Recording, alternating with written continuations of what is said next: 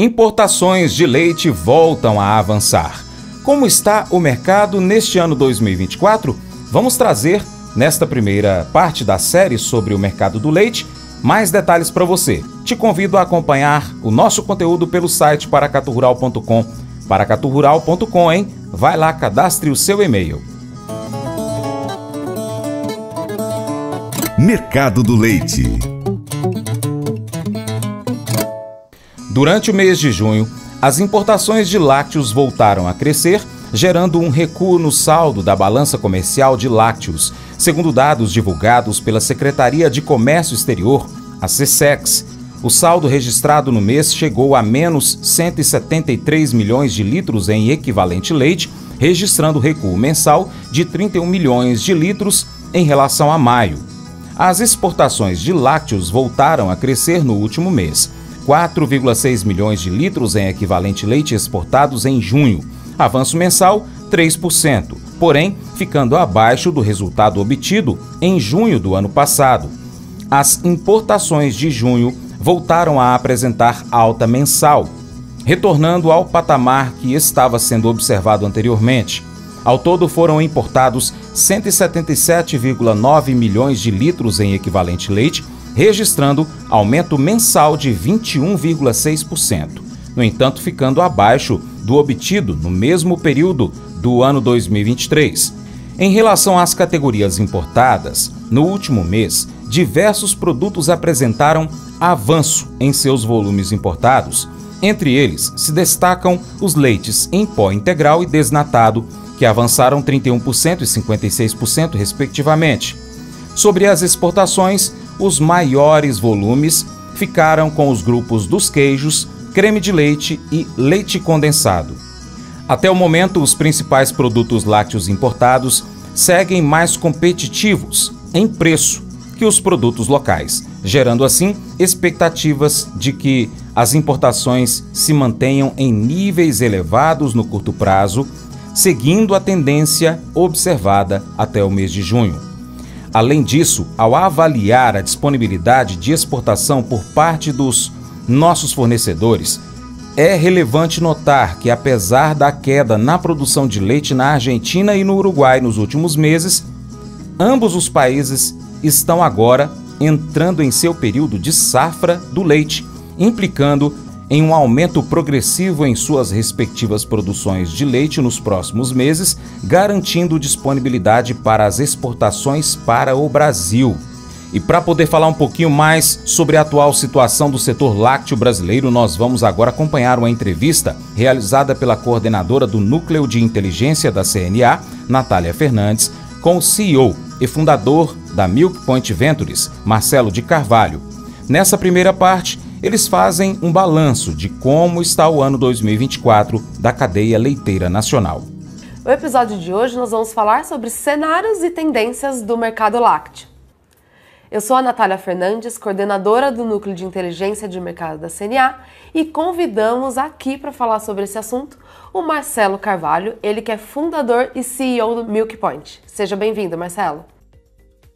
Obrigado, Natália. Obrigado pelo convite. É um prazer estar aqui com você hoje conversando sobre o mercado de leite. Muito bom ter você aqui, um expert no assunto, né, Marcelo? E eu também não tinha como não falar que para mim, pessoalmente, também é uma honra estar conversando com você, já que comecei minha carreira na AgriPoint, você me dando uma oportunidade, né? Então aprendi muito durante essa estadia que estive na AgriPoint.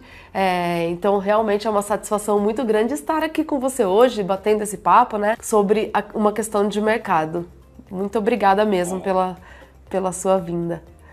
Ah, legal, Natália. Para a gente também é uma super satisfação, né, ver profissionais às vezes que entram no começo da carreira e ou ficam na empresa ou alçam outros voos. Então fico muito feliz aí também do seu voo aí junto à CNA já de vários anos, né, com sucesso. Parabéns aí, uma satisfação grande nossa também. Obrigada, Marcelo. Bom, mas vamos lá, né, falar sobre esse mercado, até foi um pouco movimentado nesse ano de 2024. Então, para falar um pouco sobre o cenário do que ainda estamos vivendo nesse ano, né, já estamos quase no meio do ano, como que estão os resultados de produção, captação da oferta brasileira de lácteos e de leite de forma geral? O leite tem passado por momentos conturbados, né? Mas se a gente pegar, por exemplo, a produção formal, né, do ano passado, ela cresceu quase 2,9%, né? Então é muito interessante isso num ano, né, complicado, preços em queda, importações em níveis recordes, ainda assim cresceu. Então o leite é uma atividade que você não consegue analisar sobre uma única lente, né? Alguém está crescendo, né? Alguém está saindo da atividade, alguém está tendo dificuldade, mas alguém está crescendo, né? E esse começo de ano, o primeiro trimestre teve um crescimento de 3,3%. Se a gente fizer a média diária, dá 2,2%, porque fevereiro teve um dia a mais. Então a gente teve um crescimento um pouco menor, mas ainda assim um crescimento significativo em relação ao ano passado, no começo do ano passado, uma base baixa, mas teve um crescimento. E claro, agora no segundo trimestre, principalmente em função aí das questões do Sul, né, do Rio Grande do Sul, que tem um peso grande na captação, 15% da captação nacional, a gente deve ter aí um crescimento bem menor, ou até uma retração aí nesse segundo trimestre, isso deve aparecer agora, tá? Mas vamos dizer assim, a gente voltou a ter um crescimento em linha com o que a gente teve no passado. Isso. E Marcelo, você citou no começo da sua fala a questão de aumento da produção, e depois de importação e também redução de preços. Aí eu queria já entrar um pouco nesse assunto, de qual que é a sua avaliação? Assim, o mercado estava com resultado inferior de captação, né, em 2023, e aí um aumento significativo de importação que afetou os preços, comprometeu bastante a margem dos produtores, todos ficando com uma margem negativa, não conseguindo cobrir seu custo operacional, então uma situação difícil para o produtor. Mas o mercado de leite, de lácteos também, é um mercado que comumente importa, né? O volume importa, todo ano importamos um pouco de lácteos. Então, assim, como que você vê esses movimentos de produção e de aumento de captação, que acaba sendo bastante sensível também, né?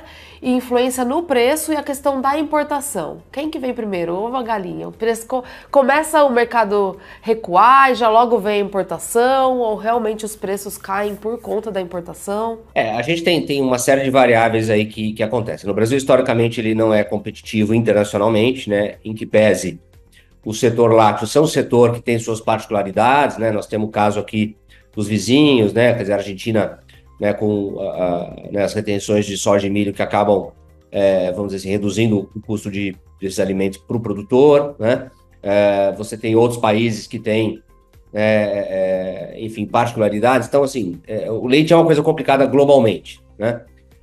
O que tem acontecido com a gente, não é só depois da pandemia, isso veio antes, mas depois da pandemia se intensificou, é que os custos de produção, eles subiram mais, eles vêm subindo há mais de 10 anos, mais do que a inflação da economia, tá? Então, esse é um problema. Quer dizer, a gente ficou caro antes de ficar bom no leite, vamos dizer assim, tá?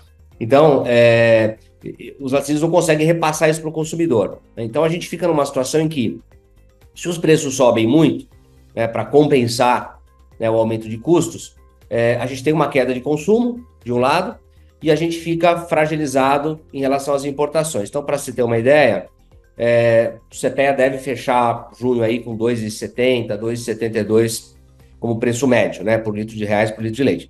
O preço de equivalência do leite do Mercosul hoje é 2,45, mesmo com esse dólar nas alturas, né? Então, quer dizer, se começar a subir demais, você aumenta a entrada de leite do Mercosul, né? Então, esse é que é o grande problema que a gente tem. A maneira da gente resolver isso estruturalmente é a gente aumentar a tal da nossa competitividade média, né? A gente tem produtores muito competitivos, tem produtores que hoje têm vamos dizer, um padrão de custos e de eficiência compatível com os melhores produtores de outros países. Isso já existe aqui dentro. O problema é que isso não é a média ainda, né? E aí a nossa ineficiência média, pelas dificuldades de produtividade, enfim, de tudo que a gente conhece do leite, né, está refletida nos preços, né? Se você derrubar muitos preços, você não consegue ter, vamos dizer, o aumento de produção ou, enfim, a saúde financeira dos produtores. Então, eu acho que são duas questões. Tem a questão conjuntural. O que é a questão conjuntural? Às vezes os custos sobem mais do que deveriam, como foi o caso da pós-pandemia com, né, soja, milho, etc., né? Às vezes tem alguma política econômica de algum país vizinho que afeta, às vezes tem a questão de preços internacionais, que foi um outro fator importante. A gente teve, nos últimos 2 anos, principalmente no último ano, uma redução do papel da China como importadora, né? E isso afetou os preços internacionais. Às vezes você tem câmbio, né? Como foi no ano passado, o câmbio caiu.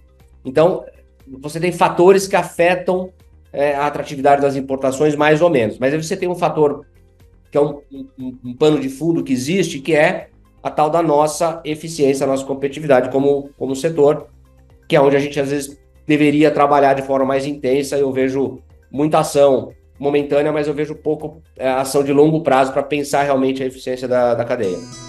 E você não pode perder a continuação dessa prosa aqui no nosso Paracatu Rural. Pois é, pessoal, quero agradecer demais a sua atenção e convidar você a acompanhar o Paracatu Rural em diversas plataformas online. Você pode acompanhar pelo YouTube. Vai lá, inscreva-se no canal Paracatu Rural, marque o sininho para receber as notificações. Pode também acessar o site paracaturural.com e cadastrar o seu e-mail. Nós também estamos em plataformas de áudio, Spotify, Deezer, TuneIn, iTunes, SoundCloud, Google Podcast, na Alexa. Pesquisa na sua favorita por Paracatu Rural. Você ainda encontra a gente no Instagram, no Facebook, no Telegram, também no Twitter, X e ainda no canal do WhatsApp. Você já viu? Vai lá então, canal do WhatsApp, ali perto do status. Aí é só pesquisar Paracatu Rural. E se também quiser, pode acompanhar a gente ao vivo pelo rádio. É só pesquisar Rádio Boa Vista FM 96,5 MHz ou Rádio Diamante FM 100,3 MHz no aplicativo Rádiosnet. Vou ficar esperando você, hein? Entre em contato conosco aí pelo WhatsApp também. Vai lá no nosso site, em qualquer uma das nossas plataformas digitais, pega o nosso contato e entre em contato com a gente. Vou ficar esperando você, hein? Valeu! Todos nós temos aquele amigo que fala muito, mas nunca nos apoia de verdade. Provavelmente também a gente já foi assim algum dia, né, com algum amigo nosso. Dizemos que vamos fazer algo muito legal ou impressionante, mas no final das contas não podemos realmente cumpri-lo. Uma das coisas incríveis sobre Deus é que Ele não apenas fala muito, mas sempre nos apoia. Deus fala sobre o seu amor por nós, sobre o fato de que Ele nos ama mais que podemos imaginar. Ele provou que isso é verdade ao enviar Jesus Cristo para morrer por nós. Jesus sempre fez o que disse que faria, provando que podemos confiar em suas palavras e em suas ações para conosco. Hoje, gaste alguns minutos aí para agradecer a Deus. Agradeça a Deus tanto por dizer quanto por provar que te ama. Esse devocional faz parte do plano de estudos Vida Após a Morte, do aplicativo biblia.com. Muito obrigado pela sua atenção, Deus te abençoe. Até o próximo encontro. Tchau, tchau.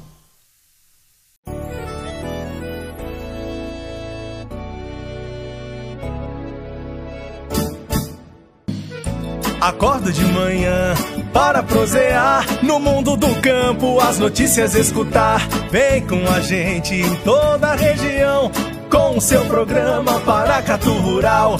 Tem notícias, informação e o mais importante, sua participação. Programa Paracatu Rural. Programa Paracatu Rural.